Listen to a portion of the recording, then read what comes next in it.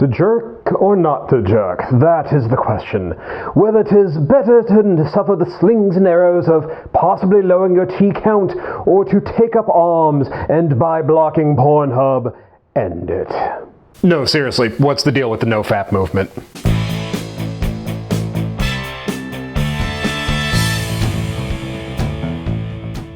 Hey everyone, Harris O'Malley from DrNerdLove.com. And before we get started, I want to get some business out of the way first. I've got some news about the channel and a really cool project that's coming up that I will need your help with. I'm going to get into this after the episode, so be sure to watch all the way to the end. But for right now, let's talk about this week's topic. I want to tackle a question that many of you have been asking me.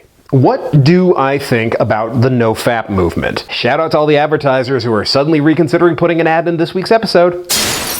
This is actually somewhat timely. As I record this, we have seen the end of No Nut November, a monthly challenge to social media managers to maybe investigate the meaning behind trending hashtags before trying to participate. No Nut November is a similar but not officially connected challenge that sprung out of the NoFap community, a social movement that bears no small resemblance to the contest episode of Seinfeld. All right, I'll tell you this stuff. I am never doing that again.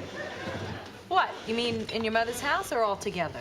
All together. NoFappers pledge to abstain from porn, orgasms, and masturbation, and in some cases, any sexual activity, which they call hard mode, in the name of taking back their life from the demons of self-abuse. And in the process, turbocharging their semen and developing superpowers. No, that's really not a joke. We'll get to that. The NoFap movement was started by Alexander Rhodes after a post about a 2003 study about masturbation made it to the front page of Reddit. According to the study, people who refrained from masturbating for a week had higher testosterone levels than those who didn't. After 7 days of abstinence, testosterone levels rose sharply before returning to their original level. Now, the idea of raising one's T levels inspired Rhodes to create the NoFap subreddit, which serves as a central hub and community for fellow abstainers, or Fapstronauts. NoFap positions itself as a support group for people who feel that they've become addicted to porn and masturbation and want to take back control of their lives. According to the subreddit and associated website, people who take up the NoFap challenge and deny themselves POM, porn, orgasms, and masturbation in the NoFap lingo, for at least 90 days, if not longer, are able to reboot themselves and undo the negative effects that porn and masturbation supposedly have on their brains. The associated perils of POM addiction include low self-esteem, brain fog, erectile dysfunction, a lack of energy, damaged relationships, delayed ejaculation, anxiety, and a tiny dick.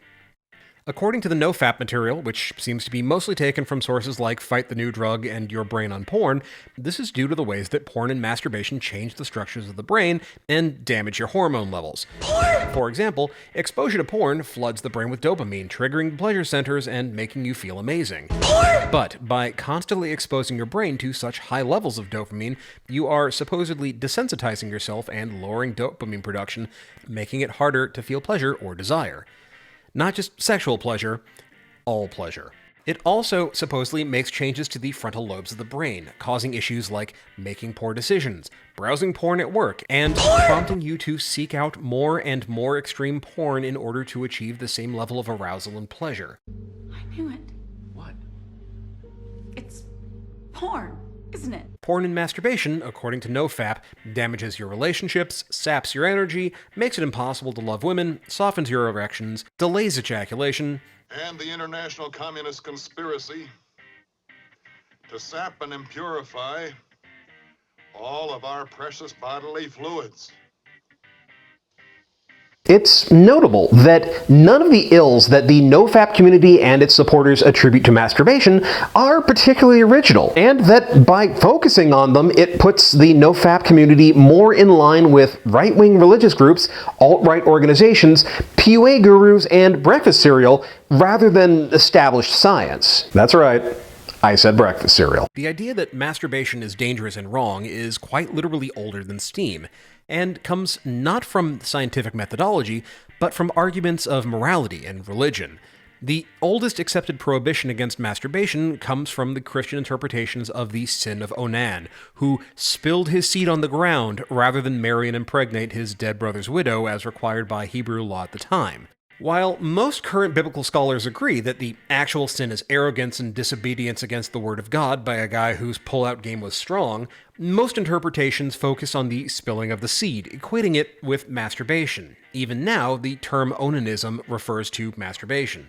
St. Thomas Aquinas was another early anti-masturbation crusader, calling it a sin greater than rape or incest, since there could be no possibility of reproduction, a contradiction both of the natural order and the commandment to be fruitful and multiply. Samuel Tissot, a 17th century physician, believed that semen was an essential oil, and losing too much of it to masturbation would result in a perceptible reduction of strength, of memory, and even of reason. Blurred vision, all of the nervous disorders, all types of gout and rheumatism, weakening of the organs of generation, blood in the urine, disturbance of the appetite, headaches, and a great number of other disorders. And the international communist conspiracy to sap and impurify all of our precious bodily fluids. Victorian society blamed masturbation for impaired morals, depression, social failure, epilepsy, and tuberculosis. John Harvey Kellogg, yes, that Kellogg, believed it caused defective development, bashfulness, boldness, stiff joints, acne, and, most distressingly, a fondness for spicy foods. And of course, who can't forget the classic side effects of going blind and growing hair on your palms? Incidentally, hair on your palms was also a sign of lycanthropy, and honestly, jerking it until you become a werewolf sounds like the most metal origin ever. Unless you become a nearsighted werewolf? It's significant how many of the supposedly negative effects of masturbation have literally not changed in hundreds of years. Swap out essential oils for testosterone in Tissot's monograph L'Onanisme, and you could be forgiven for thinking that you were reading posts on the NoFap subreddit.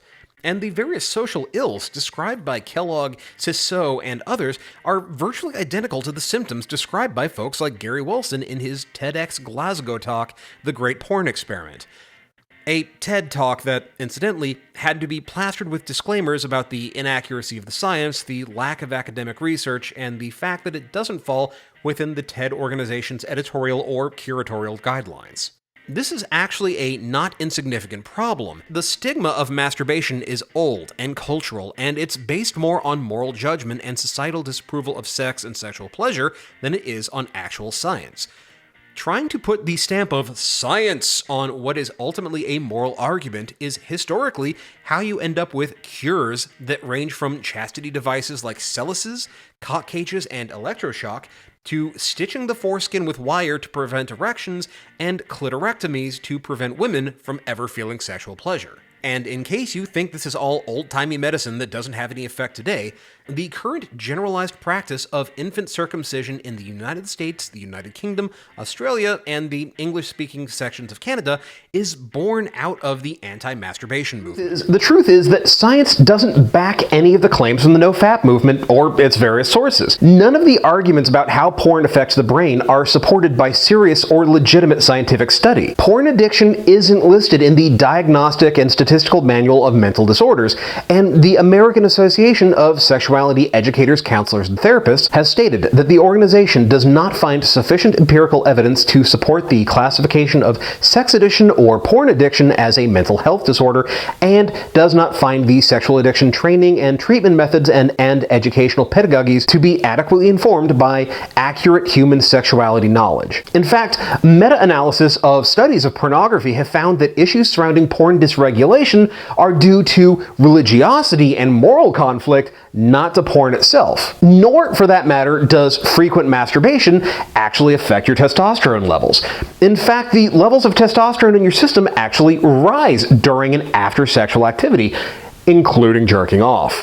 While a limited number of studies, 2 specifically, find that abstinence seems to temporarily increase testosterone production, orgasm, whether through masturbation or through partnered sex, doesn't really affect it at all. Likewise, there is no actual scientific evidence for the negative effects of porn addiction or masturbation. As psychologist and sex researcher David Ley points out, the maladies that doctors like Tissot and crusaders like Kellogg saw were actually the result of untreated sexually transmitted infections like gonorrhea, not masturbation. masturbation. Other side effects are a classic example of how correlation isn't causation, and why the plural of anecdote isn't data. Delayed ejaculation, or an inability to orgasm during partnered sex, for example, isn't caused by porn use so much as it is by what scientists call idiosyncratic masturbatory technique and what Dan Savage calls the death grip syndrome. Using too much pressure or unusual textures while masturbating can desensitize your penis, making it harder to achieve orgasm with another person. The human body simply can't create the level of stimulus that you've trained yourself to need. Erectile dysfunction, on the other hand, is actually much more common than people have previously realized, and it has multiple potential causes, ranging from physiological issues like blood pressure and damage to the spongy tissues of the penis, to the side effects of weight gain, smoking, medication, or plain old anxiety. After all, it's easy to jerk it to porn. You have easy access to it, it will never turn you down, you can find whatever type you want, and you can do it whenever the mood strikes. Approaching a potential partner, on the other hand, means opening yourself up to the possibility of being rejected and having to deal with another person's interests and desires. And if you are someone who has literal, actual sexual experience, the self-imposed pressure to perform and to live up to an imagined standard can easily kill your boner deader than the dodo. Many of the other issues, like low self-esteem, no motivation or energy, and an inability to relate or connect with others, are common symptoms of chronic depression, not porn addiction or excessive masturbation. In fact, a lot of compulsive behaviors, including porn use and masturbation, are often forms of self-medicating. People who are dealing with issues like depression will often turn to porn and masturbation as a way of trying to feel better. But issues like erectile dysfunction and mental health still carry a stigma, and that makes it hard for people to address the real issue.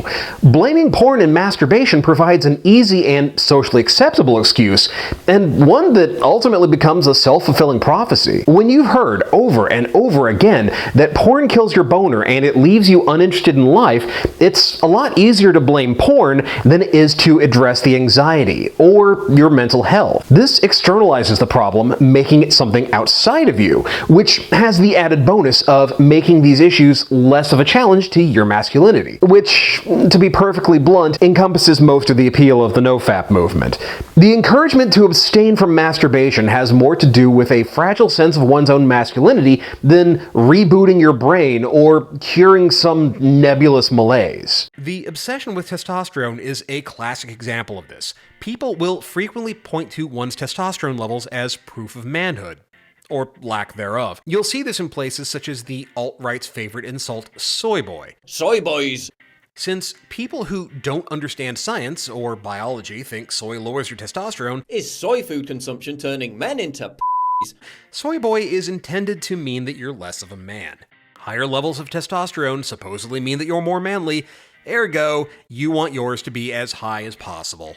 It doesn't actually work like that. In fact, there are studies that link high testosterone to a much more fragile sense of masculinity, but why let things like science get in the way? The belief in the powers of semen retention is another classic example. While it's not an official part of NoFap, the supposed power of semen retention is part of the draw. Supposedly, not ejaculating has the ability to make you more manly and give you powers, ranging from a deeper voice and improved concentration to greater overall popularity, more respect from men, increased intuition, brighter eyes, clear skin, increased creativity, and magically attracting women who can apparently detect your undrained balls. Women sense my power, and they seek the life essence. This is an area where NoFap overlaps with the pickup artist and red pill communities. Both of these communities tend to get incredibly caught up in the idea of the power of men's semen and how it relates to one's manhood. Whether it's the volume of ejaculate, semen's supposedly addictive power, or just the idea that not nutting makes you more attractive, it's another way of reaffirming one's masculinity with something that is considered a visible symbol of manhood, especially at a time when someone may be feeling anxious or low. Which is why it's not surprising how much the appeal of NoFap is how abstaining from jerking it will supposedly increase attraction from women and make you get better with them.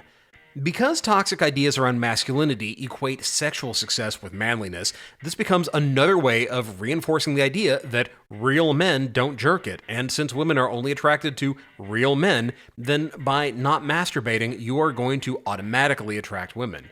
But ultimately, it's hard to ignore the connection between a fragile sense of masculinity and the social shame that's associated with male masturbation. Masturbation has long been stigmatized as unmanly or something shameful that only guys who can't get laid resort to, despite also being acknowledged as something that literally everyone does. Not jerking off gets positioned as a point of nobility or pride because reasons. Don't ask, just accept that not jerking it makes you better than the people who do, somehow. This is why the problem with masturbation isn't the activity, it's the shame attached to it. Socialization is a motherfucker, and even in this, the year of our Lord 2018, it's hard not to feel some of that social stigma against masturbation for men. And it's almost impossible to not notice that undercurrent of shame that overlays almost every post in the NoFap subreddit, either from people who've relapsed or in its staunchest proponents. It's the shame and the social stigma that caused most of the problems with masturbation.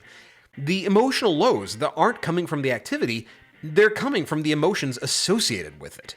This is ironic in a way. Over the last few decades, masturbation has become a way for women to reclaim their sexuality, something that's not just acceptable, but encouraged. For men, it's not. Which is a shame, because beyond the pleasure that it brings, masturbation actually has measurable, documented benefits. Masturbation relieves stress, and it lowers your blood pressure. Orgasms are especially good for enhancing your sleep. The higher levels of prolactin released post-orgasm help you get to sleep faster, help you sleep longer, and deeper. It can also make sex better overall. Not only do couples who masturbate tend to have longer relationships and have more sex, but understanding your orgasmic response and what gets you off, and being able to explain it to your partner, helps make you a better lover. And of course, studies have found that men who ejaculate 5 times or more per week are less likely to develop prostate cancer over the course of their lives. Really, when you get right down to it, according to science, jerking it is good. Now, this doesn't mean that I think people can't masturbate too much or that they can't have a problematic relationship to porn or to jerking off. Clearly they can. And while your brain doesn't need rebooting and jerking doesn't make you a weaker or less desirable person, examining your relationship to porn and being more mindful about your sexual expression is a good thing.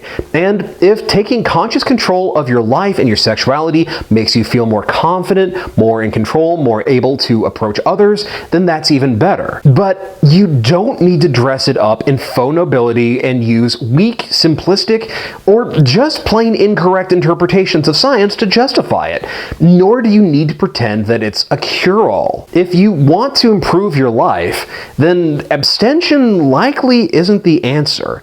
It's better to address the actual problems, whether it's guilt or depression or anxiety, than it is to reinforce a system that insists that men are inherently fragile and personal growth only comes through a sense of shame. Hey, thanks for checking out the latest video. So, like I said earlier, we are going to be changing things up a little. First of all, I'm going on a bi-weekly schedule for a while, both to make things easier with the holiday season, but also to give a little room for the development of this new project. See, part of why I do Paging Dr. NerdLove is to help you all with your love, sex, and relationship issues.